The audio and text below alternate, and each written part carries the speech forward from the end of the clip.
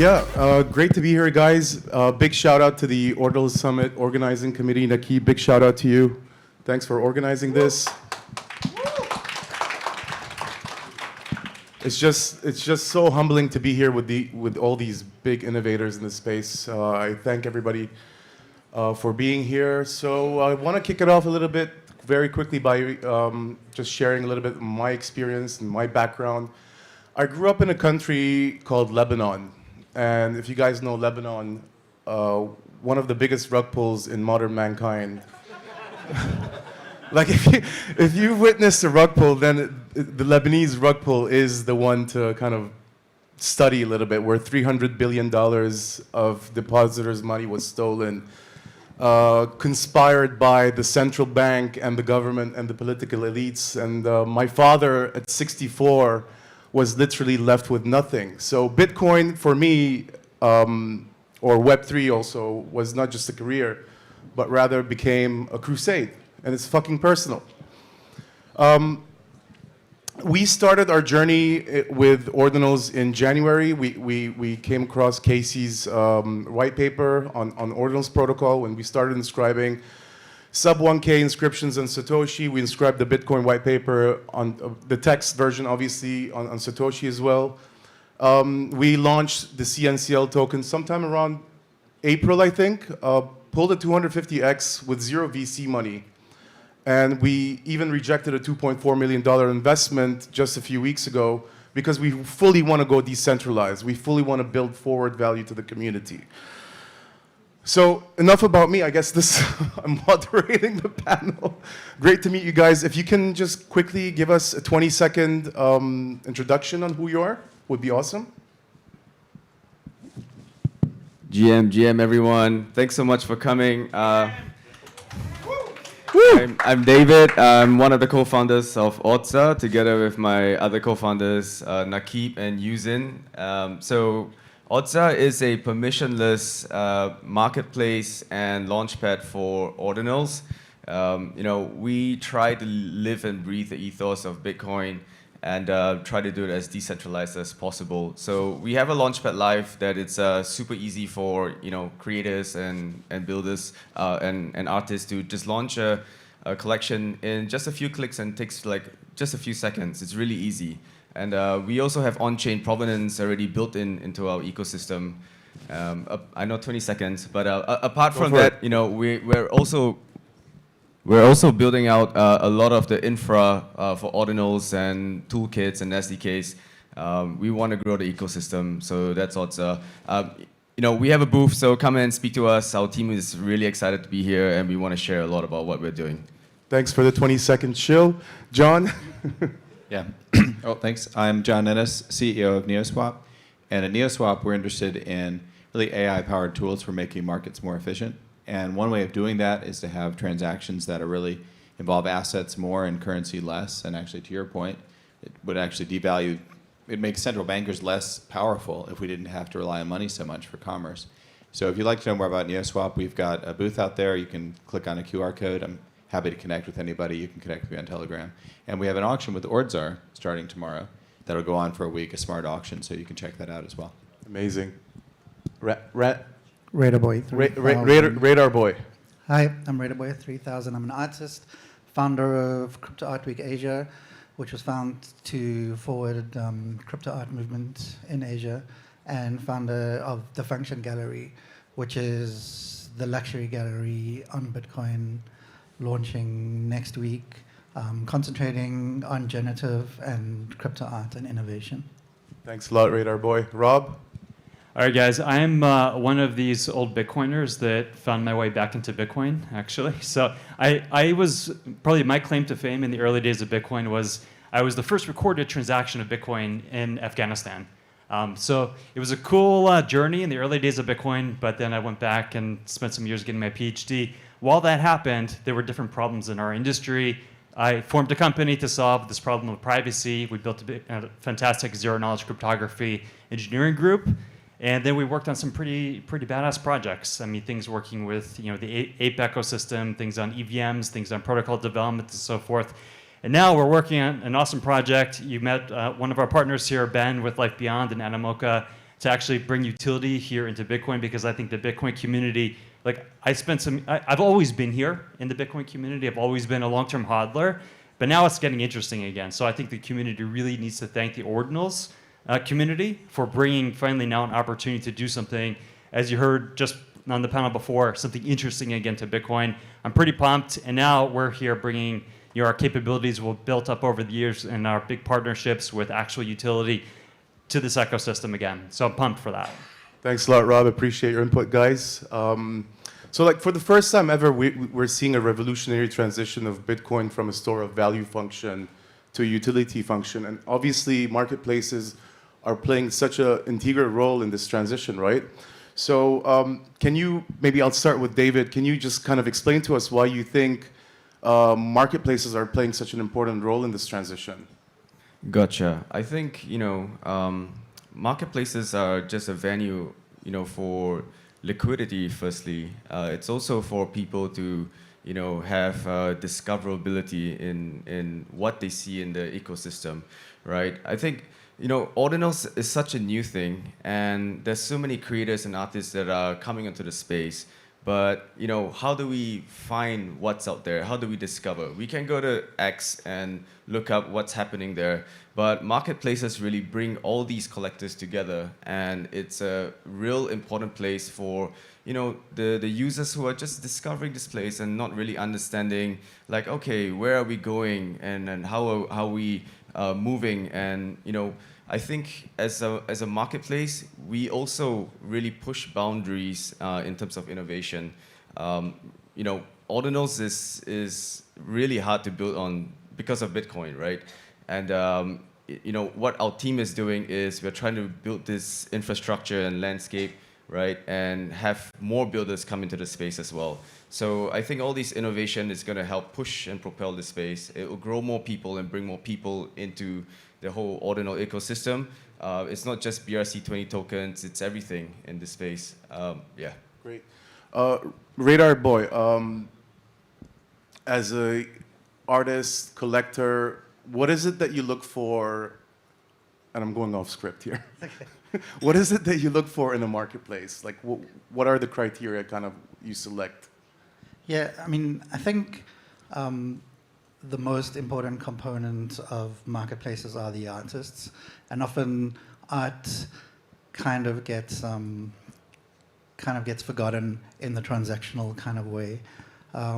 So I think the most important thing for a marketplace is supporting artists, giving them the time and space in order to make great art, so they're not having to rush and launch stuff like fast. And for us, what's really important is also like the way that art is seen. And I mean, I speak to like a lot of like collectors, and they were like, "Oh, let me show you my NFT," and then they take like 10 minutes, and they still can't experience it.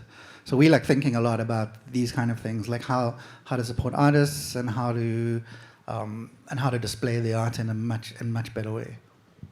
Appreciate it. John, we spoke yesterday about what I thought is lacking in marketplaces, right? I haven't seen a marketplace aggregator as an example. Marketplaces aren't sharing their APIs. Can you shed a little light on that, and can you kind of explain to us what could be done better to build up a better marketplace experience? Yeah, well, I think when you think about marketplace at its heart, it's really this interface for economic exchange, and part of that, of course, is the information. And to some extent, I think what you're talking about is artists need to be able. They're trying to have a lot of information they're trying to convey, so that the value of what they're doing can really be understood. I do think there is a lot of progress that has to happen on Ordinals for this information to get shared more freely. So I think APIs definitely are a mechanism for that. I also think that the ordinal metadata issue is a big one that has to be cleaned up. Amazing. I mean, we can get into that later, but yeah, I mean, I think thinking of a marketplace as a place where information is shared, and the whole community, in order for us to have healthy economic activity, we have to have free flow of information. And I think that whenever we have bottlenecks, whether it's information bottleneck or currency bottleneck, liquidity bottleneck, then you're going to have the economy is going to contract. So I think we have to be trying to push for openness in these marketplaces. Sweet, awesome. Rob, being a founder and I guess CEO of Horizon Labs, what do you think founders in the space can do more to contribute to the growth of the marketplace ecosystem? Like, I think it comes to the age-old entrepreneurial question of what problem are you trying to solve, right? And you probably shouldn't try to solve everything. And I think that even with us guys as a community, we really need to be thinking about those use cases that probably lend themselves really well to ordinals or to various BRC derivatives that end up happening within these protocols. And I think, like, as I look at it, there was a comment on the previous panel that this is kind of Bitcoin's like a luxury chain in a way. And if we think about that, what is the real value here? Probably for high value items, I think that this is the space that we would be looking at, building products here, and not just trying to replicate everything that exists across all of Web3, because I think that would be a mistake. I think we want to go out there and we want to target very, acutely on specific problems and make sure that the problems that we're solving actually need this technology, and this technology actually solves them best. And I think we have some ideas of what those are. Thanks. John, fast forward 18 months from today. Give me a vision of what a legit marketplace would look like. Well, I mean, one thing I'm really interested in at NeoSwap is assets being involved in transactions and people being able to spend their assets as easily as they could spend their cash. And I think to get that going, you have to have a lot more. You need to be able to predict how much people in the ecosystem are going to value various items. So I think there's a lot of work that has to be done on making it easier to make those predictions. So that would be, and there is progress. There's the recent proposal to sort of systematize the metadata for ordinals. I think that's really important. I would also say that, thinking about 18 months into the future, like to your point about use cases, I think we need to get more clarity on what are the right use cases for Bitcoin. And I kind of think of durability, that's one. Censorship resistance is another. And then, the scarcity aspect, that ordinals really are scarce in a way that NFTs on other chains are not. I mean, you can mint infinitely many NFTs on Solana. There's really no price for that. So I think that thinking about those use cases and getting clarity on what are we doing with ordinals, how are we leveraging durability, how are we, when does censorship matter that we want to fight it, and then when do we need scarcity, and then really having the ordinal space have its own kind of reason to exist instead of just being a duplication of what we've already seen. I actually want to direct the same question to David. Gotcha. So 18 months. 18 months. Fast forward. So 18 months is a long time, right? We've only been the ordinals have only been around for the start of this year, so 8 months now. I think the innovation will move us towards somewhat of what we see on OpenSea, perhaps with Blur. We are playing catch up a little bit on that front, but I do see some of that functionality is coming in. On Otza, we are rolling out royalties for artists. I heard yesterday. Yeah, we were Nakib thinking mentioned the R word. We were thinking about this for a long time because you don't see this in the ordinals ecosystem at the moment, and we were thinking that this is something that artists would probably want, right? They want to be remunerated for their creativity along the way, and so sure we're playing catch up to like the Ethereum ecosystem, but if you looked at the time span that we've had in the last 8 months, the ordinal space, we were trading the JPEGs on Google Sheets, right? This was in March, and now we have many marketplaces. We have DeFi coming on, Liquidium, for example. Yeah. I think, Rob is here as well. And, I remember those days, January was it? February? Like in the dark alleyways of Discord, buying Bitcoin, inscribing Bitcoin punks and trying to operate a whole Bitcoin node. But so one thing I'm actually worried about, Radar Boy, the ordinals ecosystem is become somewhat cultish. Do you agree? Or is somewhat cultish? How do we, and I know a lot of EVM boys and a lot of Solana guys are jumping to the ordinal space. How do we facilitate or bridge the 97% that are still not here? I mean, I think it's such early days. We're back in 2018 or something. So the same kind of conversations that people are having about Bitcoin, they were having about Ethereum in 2018 and 2019. So from my experience and like speaking to like all the big generative artists, they've been sitting on the fence and thinking this is rubbish, and like slowly, like then now they're like looking at things. Now they're like contemplating. I mean, in terms of artists, like it takes you 2 months to do a piece of work or 3 months to do a piece of work.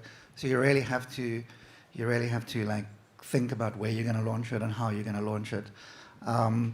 But what is happening is that people are interested, and I think like as the experience gets better and as people see it that it's not a sham and it's not just monkey JPEGs, we're going to see the big jump, which is, I feel, just around the corner. Sweet, nice. Rob, actually, I was on a flight with Yatsui, and that's how I met the Life Beyond boys. Shout out to the Life Beyond. Benny, what's up? And we were kind of chatting, and he shared with me that it's Ethereum 2015, 2016, 2017 vibes all over again. And I feel that too, right?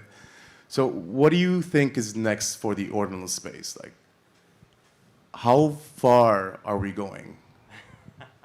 Guys, that depends on us, right? It's completely on us how far we go. Again, like the way that I want to say, first of all, to your last question, though, is I am one of these, I'm not a cultish ordinals guy, by the way, and I think a lot of us here probably aren't. I'm here because I think that it can actually solve real use cases that matter. And yeah, sure, I love Bitcoin, right? So it's a nice combo. So where does this go? I think it really focuses on, or we have to focus on those use cases and bringing them up to speed fast and supporting infrastructure. Dev tools are going to be really important. Doing things like really good indexers, just making the environment easier for developers, I think is going to be absolutely necessary.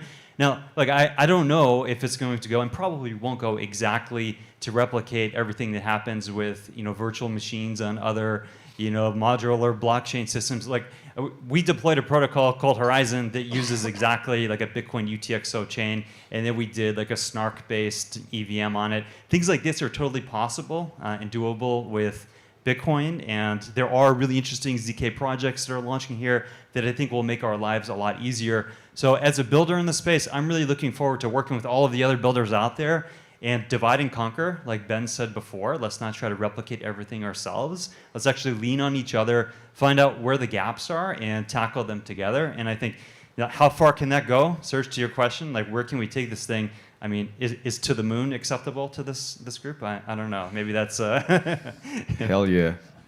And I love that because, one thing I really love about the Ordinals ecosystem is it's such a collaborative experience, right? Everybody comes together and helps each other out. And I want to ask a question when it relates to venture capital. I come from an investment background. I've invested in over 80 projects. I've advised over 100. Come from the shitcoin era. And I did realize that there's a lot of FOMO coming from VCs, and they all want exposure to ordinals. And my experience also, like, we did reject the 2.4, but I did see that strong kind of like, where can I put my money? How? Just take my money. How do we, and I do understand as well that to be successful in this space, you need to command or be able to channel capital, one, or be able to contribute code or tech to the space. So from a VC perspective, let's say, how do we attract, maybe John, you can help me with this one. How do we attract the right kind of strategic capital? And how do we avoid the 2021 shit show? Well, something that, at least for... And I'm sorry for the curveballs, boys. That's all right. That's fine. I mean, well, a couple things. One thing, when I meet with VCs, one of the first questions I always ask is, okay, what are your motivations? What made you want to get into VC? And I'm always looking for investors who are ideologically aligned and that believe in Web3 for what I would call the right reasons. That you have interoperability, composability. You get into Bitcoin. Of course, you have other benefits, censorship resistance. That you're really trying to build something that's going to prevent a Lebanon type situation where everyone gets rugged because a small group of people control the money printer.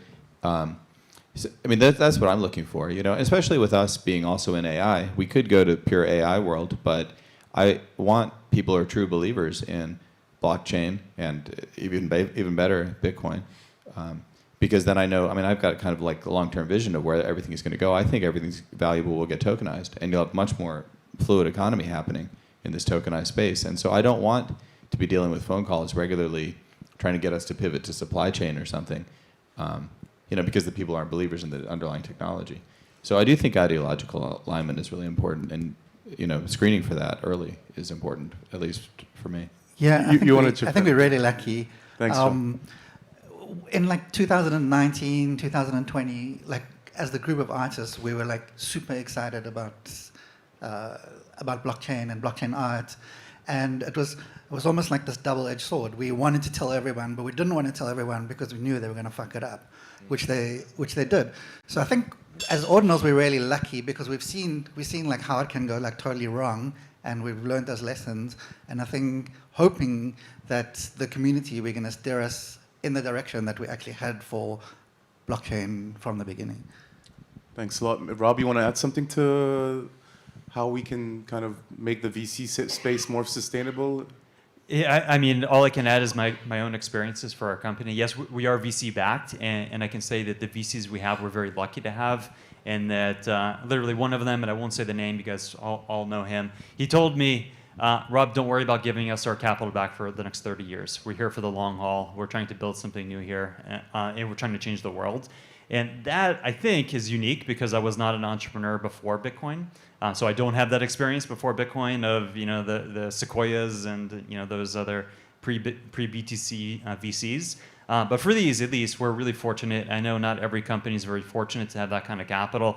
But if you can, try to approach those guys first and make sure that you are ideologically aligned, or at least the visions match, and they are out there. Appreciate it. From my experience, at least, I just want to move away from that VC conversation. We were launching our public mint, and we experienced a security breach in one of the marketplaces that we are trying to work with. Can you, David, can you share with me a little bit more about some of these challenges that you may face as a marketplace, and how do we alleviate security, right? And because security is so important, for the main reason, we do want to attract more people to come use these marketplaces and drive more volume, right? How do we offset that? I think it's two questions there. Firstly on the difficulties, right, building. So when we started, building Otsa, we actually realized that, building a Bitcoin actually has a lot of challenges, firstly, right? We needed an indexer for Ordinals that wasn't really present. The wallet infrastructure was not really ready for it. There was Ordinals and Cardinals, right? We had to think of how we're gonna ensure that our users don't actually send out their Ordinals. We thought about building the whole stack, right? But then it's so much work, and the team wasn't big at that point. But then what we realized is that we want to stick true to the Bitcoin ethos, and to answer the part about security, we feel like if we can remove as many middlemen as possible, right, and do it as decentralized as possible, then we sort of get less of that attack vectors in that sense. And so we actually built our own order book system. It's called Taproot Protocol. And because we didn't want to have our order book systems hosted on a central server, that could be a source of a security issue. So along that phase, we built the order book system, we built our own indexer, and then we decided, hey, since we've already done it, let's open source this, right? So now it's actually a SDK So if builders want to come to the space and build on Bitcoin in the Ordinals ecosystem, they can take the SDK. And because there's no Web3.js for the Ordinal space, and we want to build something that helps everyone in the ecosystem that has security built in place as well. So that was... Appreciate it, David. Radar, you wanna add something to that? I saw you're a little excited. You wanted to say something? I wasn't excited. I was just like, Like, we've he's had a so lot right. of pain. We've had a lot of pain. Like, there are no libraries. Tell me about it, bro. Nothing is commented. It's taking stuff from Rust and trying to like build it into Java. Oh yeah, it's a nightmare. I haven't slept for a week. So. You're doing great, bro. You're awesome, man. I'm kind of running out of questions. John, maybe I can direct the same question to you, because we were jamming about this yesterday, I remember, right? How do we offset these challenges? Well, John hasn't slept either. No, I've slept okay. Well, on the security front, I would say I definitely would rather have our CTO be up here, because I'm a mathematician, so Okay. I'm not the guy to talk about that. You go ahead and But- talk whatever you want to say. Yeah, I mean, I do think I do want to talk a little bit about recursions, because I think they are really important. Let's take the last few minutes to just have an open. Yeah, I think that's really fascinating, and I think the idea of these basically programs running on Bitcoin, I mean, it just opens up so many possibilities. And maybe I'd like to hear from you as an artist, maybe what you're thinking about with recursions. I think it's crazy amazing, especially being able to inscribe yourself as an artist, and then everything that you inscribe after that as a child is like super cool. I mean, and then in terms of like innovation, there are lots of like crazy stuff that artists are doing, and a lot of like interesting things where people are hacking or remixing each other's artwork, which I think is starting to be really important. Or we sharing a certain JavaScript file or a certain shader that then everyone else can use. I think we haven't even started about the interesting, weird stuff that's going to come out. Brilliant. John, David, David, you want to add something to that? Like open conversation. I'm sure you had thoughts, because I curveball everybody. Not a single question from the prompter. What's the question again? There's no question. Whatever's in your heart. As long as it's good. You got a minute. Yeah. Okay. This is group therapy right now. Okay, so there's always this topic, right? Everyone's saying like, oh, Ordinals is dead, right? Look at where we were in May. The prices were so high, and now we're like in the shits, right? Have you guys taken a look at the NFT ecosystem, perhaps, right? And done a sentiment check there? It's terrible. What's right? her name? Greta Thunberg? No, Said something this morning? No, I didn't catch that. What did she say? Well, you don't need to hear that. Toxic as shit. Oh, yeah. So, I mean, my opinion is that, sure, price, everyone's very focused on price, right? What happened in May was Audi tokens were being listed on exchanges. There was a frenzy. Everyone was rushing for it. And, of course, the hype has died down a little bit. But if you look around, right, there's still so much activity. Builders are interested. VC money is coming in, right? Binance has launched an inscription service, right? We have... Can't get a damn transaction through. Oh, yeah? have you tried it? So, and we have collections that are porting over from, Ethereum over to the Ordinals side, right? On-chain Monkey, Meme Land, for example, it's rumored to be moving over the MVP collection over to the Ordinals. Thank you. Yeah. Thank you, David. So, I mean, really, I'm stealing this quote I heard yesterday, but Ordinals are having its CryptoPunk moment right now, right? Nothing comes and goes to the moon and lasts, right? And the bull market will come back, because that's what it is. It's human nature. The greed is there, right? And everything moves in cycles. Thanks, David. Yeah. 10 Sorry. seconds, Rob. 10 seconds. You got it. Okay, shout out to our Taproot Wizard friends over here for opening up a new world for Bitcoin. I think now is the opportunity to take advantage of it. The stage that we are in that cycle, though, guys, is dev tools. Like get to the basics so that we can actually build useful things of value, and then to figure out those use cases. Thanks. Can I add to that too? I would add to tools partnerships too. That I love. I mean, bear markets are great for building partnerships with other projects. Because in a bull market everybody's busy. Now is really a great time for building. And personally, I mean, I'm trying to be very authentic. I hate all this speculative bullshit. Honestly, I would much rather be building real things that have value. And I think being here right now, we're the real believers, and we can build valuable things now. Last one for Radar Boy. Ordinals are dead. Prove me fucking wrong. I just say thanks to the guys that are like innovating, like On-Chain Monkeys, like all these artists that are doing crazy, interesting things that eventually are coming into the mainstream in Ordinals. I think that's the edges where the interesting stuff will always be, and that will become the middle ground. Yeah.